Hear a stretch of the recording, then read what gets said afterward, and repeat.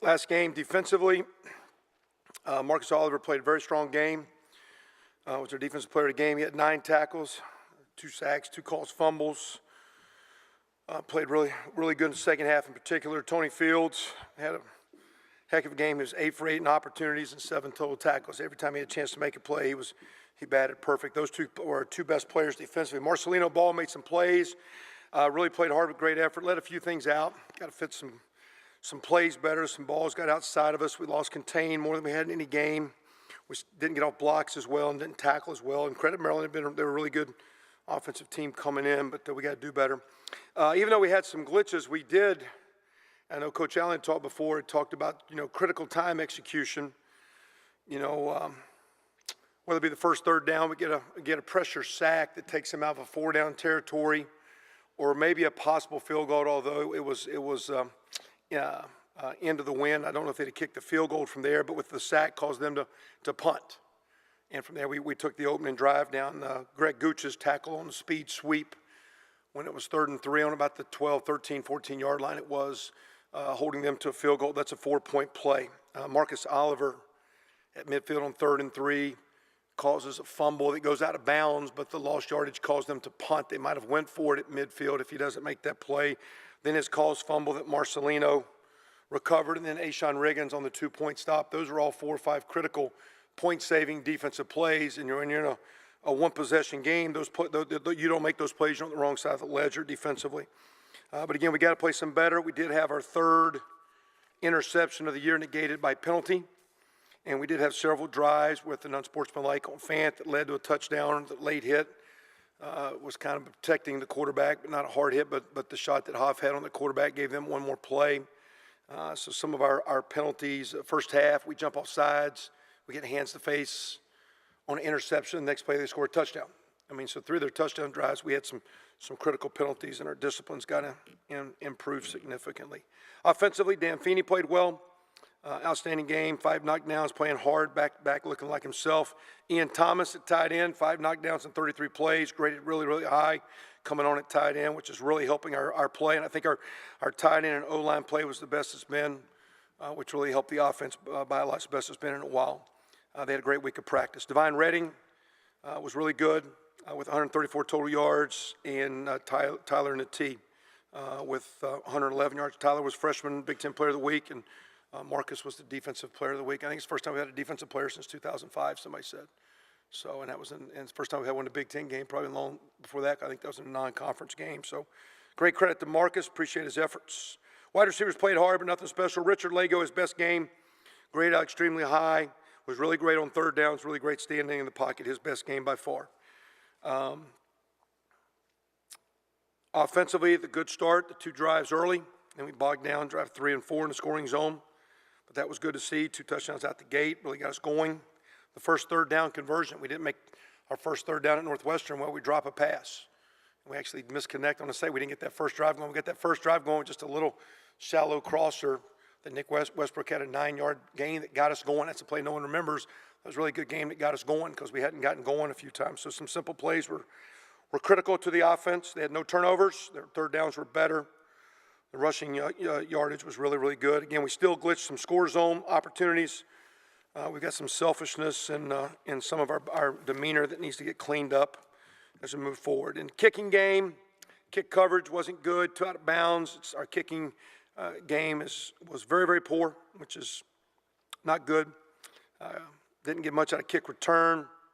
We only had 2 punts. One wasn't that good. Punt return didn't do much. We can impact the game there. Didn't. PAT field goal, we miss a hold at PAT, and we miss a field goal. So kicking ball was very poor. Offense player of the game, we had 3, Feeney, Redding, and Natee. Defense player of the game, we said already was Marcus Oliver. Again, both he and Tyler got recognized by the Big Ten. There's no special team player of the game. Scouts for Peyton Ramsey, who's doing awesome. Chris Gajic and Alex Rodriguez. Scout D was Andre Brown, Thomas Henderson, and Jake Attar. Going into Rutgers, they're coming off an open date. As they went through their coaching change, their record can look a little 2-6, not good. But they've played right now teams that are rated 2, 4, and 6. A couple of those games got away from them. They played 2 of those games on the road that are tough venues. One's long travel. The Michigan contest, which they played 4 weeks ago now, first quarter, they're 3 and out, 3 and out, 3 and out, Michigan playing after them, and then Michigan made a few plays and it snowballed. You watch the other games, and against Iowa, it's a 14-7, one-possession game. Their Illinois game's a one-possession game until a couple plays at the end make it 24-7. And then their last game at Minnesota, which I think is a team that's played as good or much better than we have this year. Last play of the game, Minnesota kicks a field goal to win the game, 34-32. They settled on a different quarterback. They're very good in the line of scrimmage, O-line, D-line. We have not been a team that handles success well. Going on the road is hard. Winning Big Ten games is hard. And we had some things Saturday, if we don't fix and take out of our football, will haunt us. So it'll be a strong challenge. And looking forward to a good week and seeing if we can get better and keep moving forward. Questions?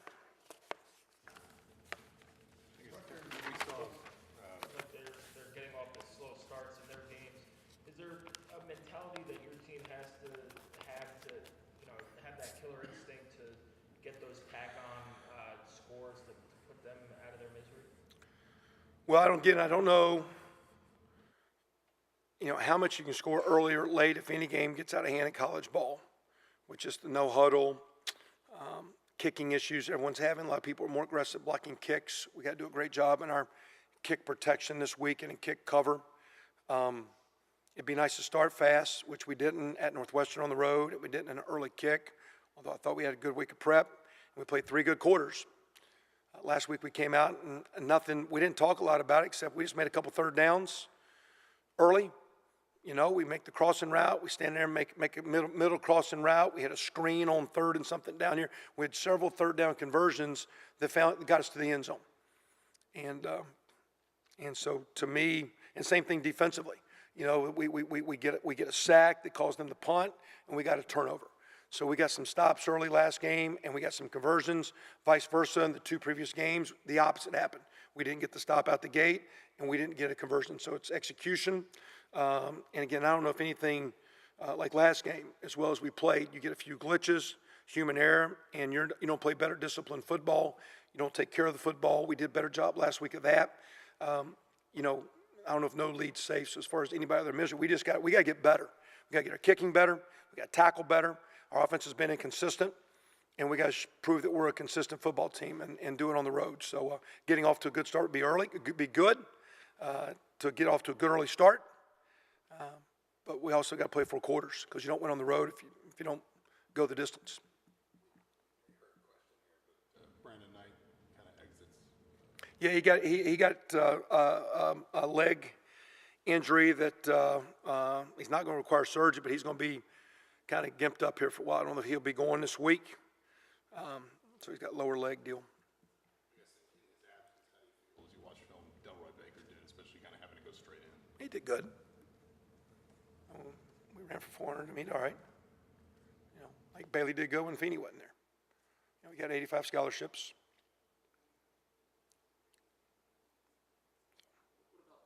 Has kind of allowed him just to step in a situation like that. What about his development has allowed him to kind of get to this point? Well, again, I'd say guys like Diamant, you're in a world where sometimes you get down, you get selfish. Those kids, those are 2 guys that haven't played probably as much as they would like.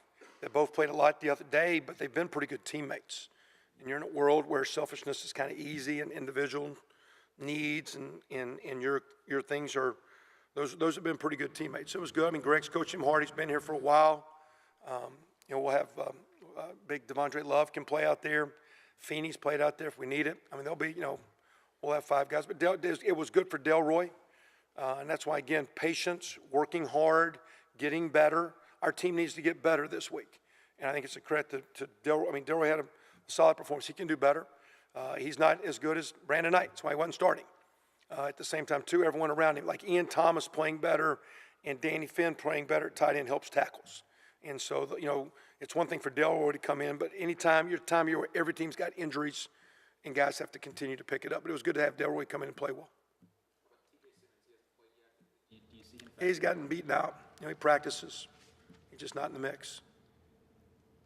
Kevin, to get the kicking game right, is that you have to change up some things in terms of the personnel, or just coaching better, or they just need to respond A little bit of both. I mean, it starts with coaching, what you inspect versus expect, what you enable guys to do, and then you got to get the right kind of guys at the time of year where you take a little bit off your linebackers covering kicks, you got your backups in, they better do the job. And those kick transition plays are hard. So, I mean, kicking has not, it didn't hurt us the other day, it just didn't help us. It was disappointing kick, 2 out of bounds. 1 return was to the 35, except they had a holding penalty. So our kick cover team, which has actually been through the years kind of decent, has not been well. Our field goal protection and our hold has been off this year. That needs to pick up. Punting's gotten a little bit better. Not great, but better. And we got to make something in the return game. Rutgers has had a coaching change, and you're not going to maybe learn that much from last year's film because of that. But just last year's game, you had a lot of guys that played in that game last year. Just emotionally, does that resonate this week at all? Nah. It's like, you guys, what do you got to talk about? All the guys that don't play and are hurt, everybody wants to deal with the negatives. We're dealing on, we got a really good team that's trying to get better, and it's this week. You know, and we let that one get away with a kicking blunder and a couple turnovers in the fourth quarter and letting plays out. And, you know, that one's, you know, we didn't even, that's the first actually I thought about when you just brought it up. We were just looking at them this year and us this week, you know, for what it's worth.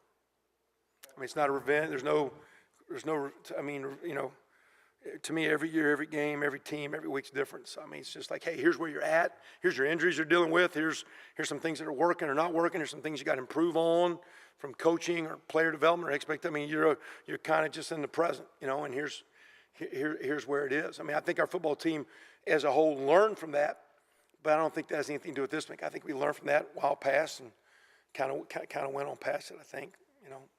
And maybe a kid's mentioned it or a coach has mentioned it. In my scouting report, we talk about their team this year, this week. That's all we dealt with. You mentioned Marcelo Ball earlier. Just kind of how have you seen him progress this season? He seems like he's not a guy who's hitting any sort of freshman wall right now. I mean, he's good. You know, neither's Coy Crunk. You know, and if you think about it, you got Ashawn Riggins, Coy Crunk, and Marcelo Ball. Those are 3 freshmen that are playing 3 of the hardest positions in college football and one of the hardest brackets of college football. So if you want to say a guy that played, what was that division, what's that division here, 2?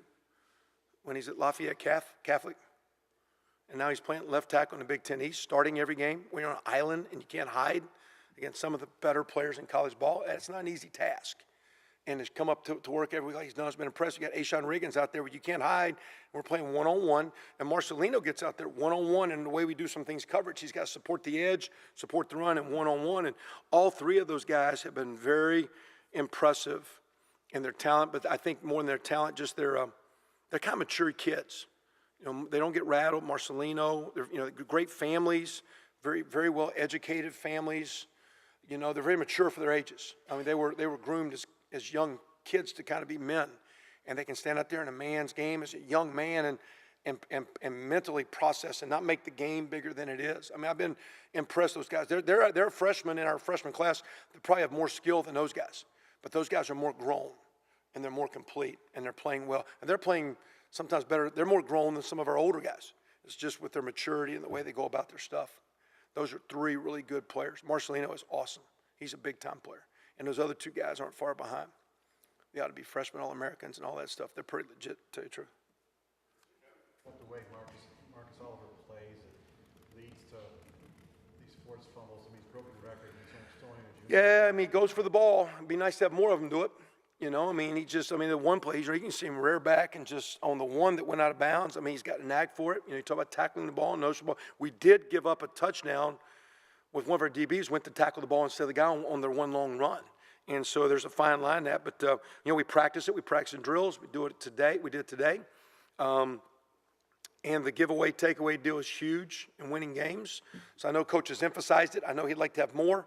I know he's disappointed that penalties have taken away turnovers. And turnovers are huge. But Marcus has a knack. I mean, he's good. I mean, he's got an eye. You know, I'd say, like, you know, it's easy when you're playing sports that you visually get distracted a lot. I think he's got his eye on the ball a lot. I don't think he gets distracted. And that'd be interesting, something to ask. I mean, I think, you know, Fish knows in golfing sometimes you watch the club instead of the ball, you visually get distracted and it's just sitting there. I think there's a lot of moving parts, and I think Marcus has, everybody talks about a nose for the ball. I think he's got an eye for the ball. And I think he sees it and is pretty uniquely gifted there. I don't think it's luck, because this happened a lot. Happens a lot in practice, too. Work, the way you ran the Wildcat this week, how much did you work on it prior to last week's preparation for this game? You know, very little. We've been doing it some because we always do like a zone read option period, and we've always used Tyler as some of that just to handle the ball. He's naturally, you know, he played quarterback for 2 years. He played at one of the better high school programs in the country. He played in crowds a lot larger than the one we had Saturday, a lot of times in high school. So he's used to being in front of people, playing real-time football, and being the guy. So, you know, he handles the ball really well. And so we had always done power read and zone read plays. We wrinkled some of those things up on Monday because Maryland did a fair amount of that with Perry Hillis and their running game. We actually went against each other and we were getting looks for us, but we were kind of serving the defense. And the nature of the opponent allowed us to do that. Sometimes when we do stuff like that, though, my experience says I put a lot of time on that. And like that first snap, West don't snap it on time. Thankfully, they called him for being in procedure because he snapped it over his head. Because my experience says I spend a lot of time doing those wrinkles, and then we don't do them in the game, and you have a poor week because you end up doing a lot of things you don't practice because you practice the wrinkles. So we were able last week to go off some banked reps, and he being a great quarterback of handling that. And then from that, it was subtle wrinkles of normal things we do. And then we were able to go against the defense because Maryland was a little bit of a running team that did that, and that helped. That then helped us keep our passing game and our third down game sharp.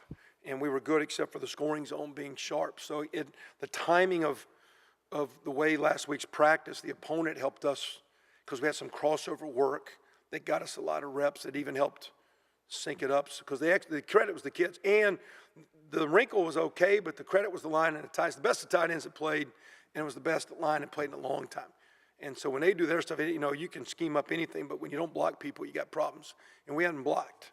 Now, we had played some strong defenses in no slight of Maryland's, but because I think they're in about the mid-50s in total defense. But we played some decent defenses. And so, but anyway, there were some bank reps there. Was it, Brandon? Can you continue to use it? Yeah. I mean, we'll see. I mean, you can. I mean, just, you know, it's a fine line where you get too cute and you get too much. You know, but we got to find a run game. We got to do something to run the ball. And I really felt with our offensive line, and Divine coming back, and Danny Friend, you can run some normal stuff. And in some of those weeks, our base stuff, we didn't run block it very well. And we didn't get a run game going. So it was just trying to jumpstart the run game. And now that doesn't really change. Our offense is still, you know, still the same offense. And I mean, to me, we've always played a personnel. You know, we're a little bit different when Tevin was a running back. We're a little bit different when Jordan was a running back. We're a little bit different when Shane Wynn was in slot. You know, you're a little bit different when Teddy Bowles is tight end versus Danny Friend. You always played a personnel and what guys can and can't do. But that's a unique group, and we'll find ways we can. You know, I couldn't have told you last week we were going to do it a lot or little. I had no idea. And I mean, because you really don't know. You just get in the flow of games, and all of a sudden, you know, you kind of ride some hot hands. I thought the way we transitioned back and forth was good. The credit was the blocking. The credit was the kids executed. That was it. Fun is it to plan stuff like that? I mean, do you guys ever just say, okay, I don't want to say whimsical or something, let's try something new, something different, you know, just to see how it works? Do you do that a lot, or you try to just stay to the basics? Oh, you got to stay basics. You know, I have, like, all I do in meetings is think out loud a bunch. And I got a lot more thoughts than we ever get to. Just stupid stuff, just throwing stuff. How about this? How about this? How about that? How about just look at this guy? How about here? You know, because then what you got to do is you got to center it back down and not get too much, because you got to be able to execute it. So we throw a lot out there every week. The kids would tell you a couple weeks ago, like, hey man, don't do too much. Just let's go play hard. There's a fine line. And so, like I say, last week we were able to do it where we relied off some bank reps that we had. We had some crossover practice, and we were able to do some things where it didn't get heavy in preparation. So you didn't feel weighted down, you didn't feel loaded down. And going forward, it'll be interesting because, again, you can get, you know, way too smart, way too cute. You know, you got to find some answers. Again, the run game, though, it struggled. You know, the run-pass game, it struggled. We'd gotten one-dimensional.